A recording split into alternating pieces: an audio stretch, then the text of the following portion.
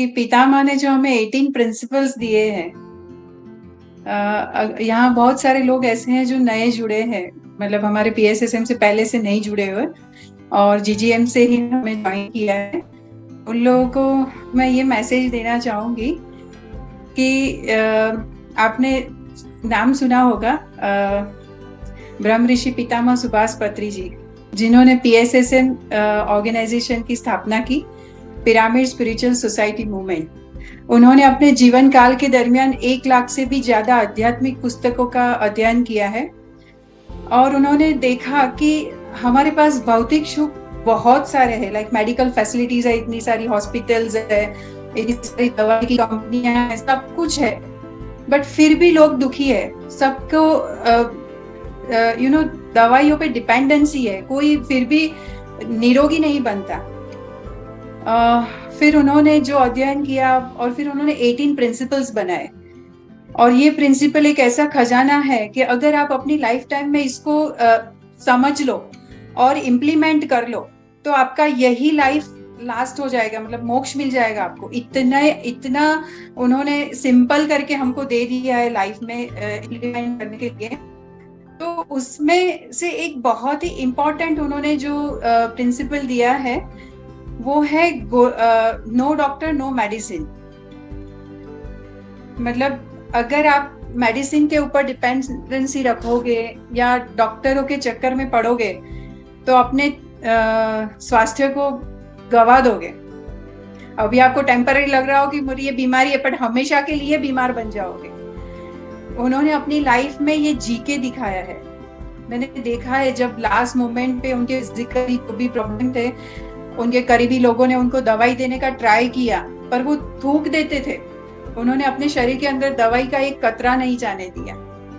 वही पितामह ने हमको, उनका स्लोगन था गोली को गोली मारो, और उन्होंने अपने जीवन काल में बहुत सारे सेनापति तैयार किए हैं, बहुत बड़े बड़े मास्टर तैयार किए हैं जो अभी उनकी यहाँ फिजिकल प्रेजेंस न होने के बावजूद भी उनकी मूवमेंट को बहुत आगे ले जा रहे हैं। उसमें से ही एक है हमारे ये धीरेन भैया, जिन्होंने उनका गोली को गोली मारो जो स्लोगन था उसको हाथ में ले लिया है और लोगों को स्वस्थ करने के लिए बीड़ा उठा लिया है।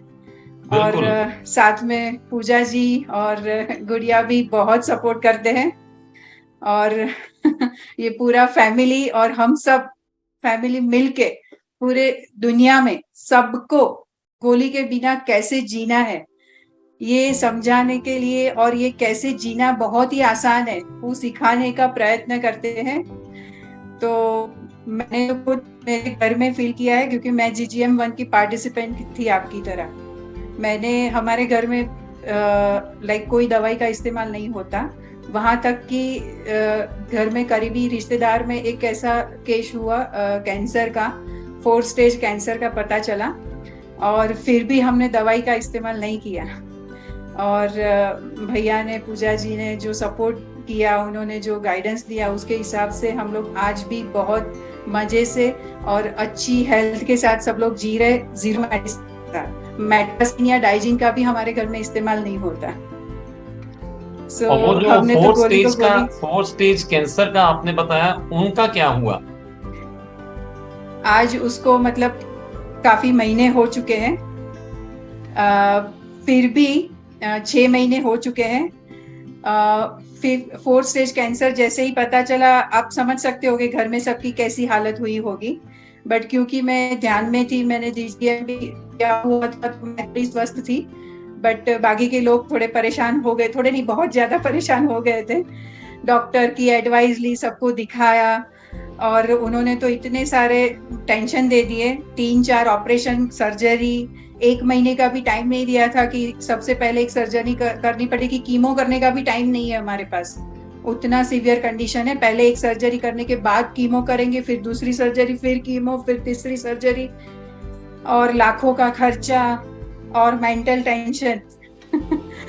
फिर हम लोग मतलब फैमिली में सबने सोचा कि डॉक्टर पे डिपेंडेंसी नहीं करनी एट द एज ऑफ, मतलब काफी बड़ी एज में, और जितना भी जीना है मजे से जीना है।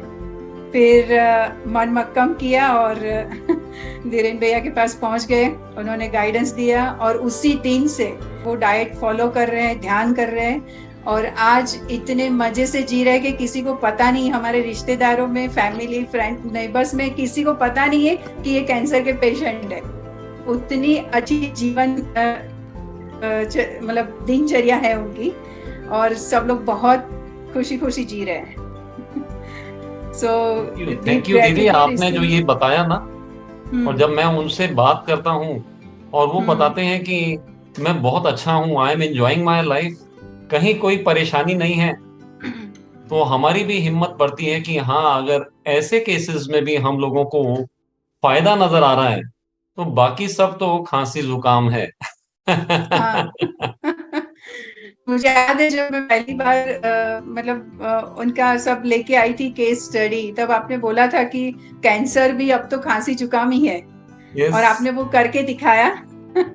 उसको खांसी जुकाम जितना आसान कर दिया। और Yes. हमारे साथ हीना तन्ना भी जी भी है जो GG7 से हमसे जुड़ी है। उनका भी 3rd स्टेज कैंसर था और वो भी अभी बहुत खुशी खुशी जी रही है। तो बाकी के रोग तो बहुत छोटे हैं। सो हम लोगों को बस हिम्मत रखनी है, इसको लाइफस्टाइल बनाना है। सिर्फ मतलब ऐसा नहीं है कि डाइट सिस्टम समझ लो इसको, ये लाइफस्टाइल है। लाइफस्टाइल बना के जियोगे, रिपीट भी करना। अगर जो आप लोग पहली बार जुड़े हो तो प्लीज रिपीट कीजिए ताकि आपका एक मनोबल बना रहेगा। और PMC गुजरात से जुड़ जाइए, हर रोज ध्यान करना है और अपनी जिंदगी को दवाई के बिना, केमिकल बिना जीना है। और वो बहुत ही आसान है। आपने 14 दिनों में तो अनुभव कर ही लिया है, बट ये सिर्फ 14 दिनों की बात नहीं है, ये पूरी जिंदगी की बात है। जब तक हम यहाँ रहेंगे बिना दवाई के और खुशी खुशी जिएंगे और जो जीवन मिला है ये मनुष्य जीवन, उसका सही इस्तेमाल करेंगे। धन्यवाद। Thank you so much Neha ji. आप रोज अपनी तरफ से काफी सेवा देती रही GGM में। सभी पार्टिसिपेंट्स को नाइट का, रात का जो प्रोग्राम था उसको प्रसारित करने में आपका योगदान। इसके साथ साथ में PMC गुजरात पे भी आपकी सेवाएं जो हैं लगातार चल रही हैं। यूथ का प्रोग्राम और भी सभी प्रोग्राम्स में आपका जो सहयोग है उसके लिए तहे दिल से एक बार बहुत बहुत शुक्रिया। Thank you very much. Thank you so much.